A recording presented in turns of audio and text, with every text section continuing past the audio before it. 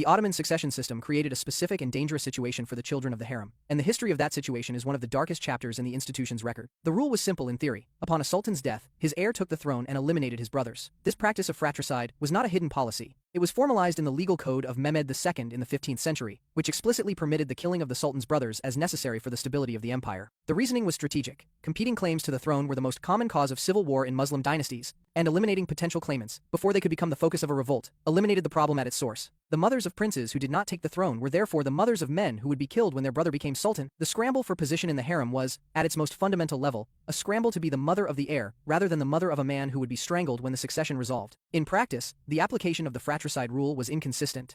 Some sultans killed brothers who represented real threats, some killed brothers out of precaution, some did not kill brothers at all and faced the political consequences. The uncertainty was itself a form of terror, because the mother of a prince never knew which category her son would fall into.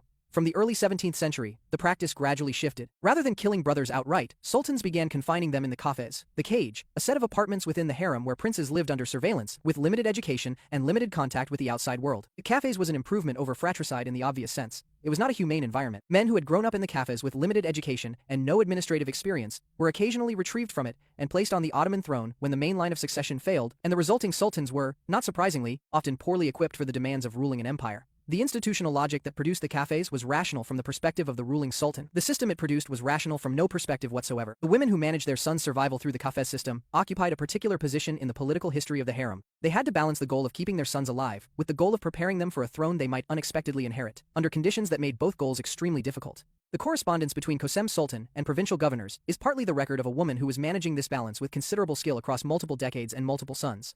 The women who did not rise. For every harem or qasem, there were hundreds of women whose lives in the harem consisted of decades of household service, without access to the sultan and without political significance. These women are nearly invisible in the historical record, which is itself a fact about the harem worth noting. The Ottoman archives are extensive and well preserved. They document the lives of the women at the top of the hierarchy in considerable detail. The women at the bottom exist primarily in administrative counts, in the records of stipends paid, in the documents recording deaths and burials. What can be reconstructed from fragments suggests that life for the majority of harem women was organized around work, routine, and the social relationships that developed among women who were confined in the same space for decades. They formed friendships and hierarchies among themselves.